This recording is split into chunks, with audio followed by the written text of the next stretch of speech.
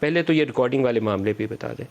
کتنی ریکارڈنگز آپ سن چکے ہیں، ابھی معلوم نہیں کتنی اور آنی ہے، اور پہلے سے پتہ ہوتا ہے ہمارے لیڈرز کو، اناؤنس کر رہے ہوتے ہیں کہ یہ ریکارڈنگ آنے والی ہے، یہ کیا صورتحال ہے؟ دیکھیں، ایک تو اخلاقی پہلو تو آپ نے بتایا، ظاہر ہے یہ تو ایک 100% غیر اخلاقی پہلو ہے اور غیر قانونی بھی ہے۔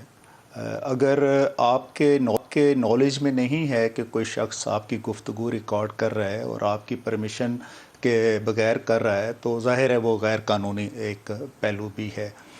اور یہ جو اصل میں رواج چل نکلا ہے، اور ظاہر ہے یہ جن کے پاس اختیار ہے، یہ ڈیجٹس ہیں جو یہ ریکارڈنگ کر رہے ہیں، پرپز اس کا کیا ہے؟ پرپز دیکھنا پڑے گا ہمیں کہ آپ نے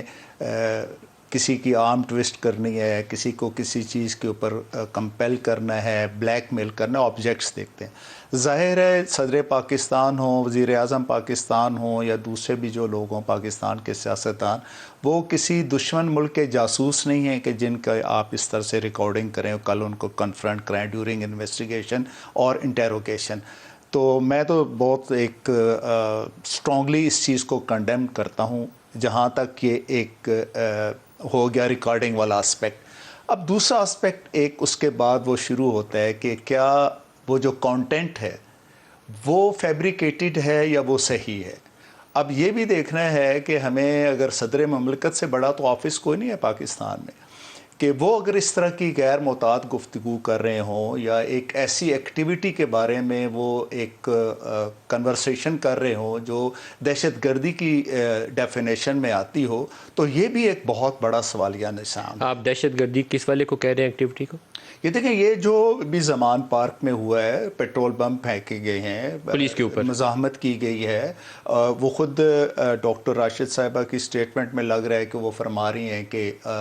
واٹر کینن جو ان کی وہ ہے اس کو آگ لگ گئی ہے، جلی ہوئی ہے، وہ ہے، اس کی ویڈیو فوٹیج موجود ہے۔ تو یہ دہشت گردی ہے۔ آپ section 6 of Anti Terrorism Act کی ڈیفینیشن پڑھ لیں، اس میں تو اس سے کم تو یہ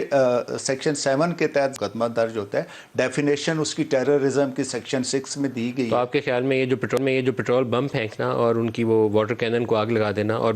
لاٹھیاں یا پتھروں سے ان کو مارنا، یہ سارا اسی کے ذمہ میں یہ آئے گا؟ بالکل، یہ 100% دہشت گردی کی ڈیفینیشن میں آتا ہے، اور ظاہر ہے یہ ایک آپ ریاست کے اگینسٹ آپ ایک علم بغاوت بلند کر رہے ہیں، اور ریاست کے اگینسٹ علم بغاوت بلند کرنا پھر خود ایک بہت بڑی غداری کے زمرے میں آتا ہے۔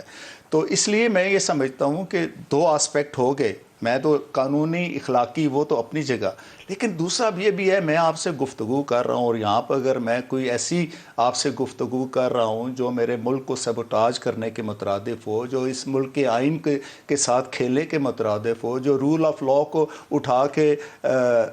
دریائے راوی میں پھینک دے، تو یہ مجھے بھی تو سوچنا چاہیے کہ میں کیا گفتگو کروں۔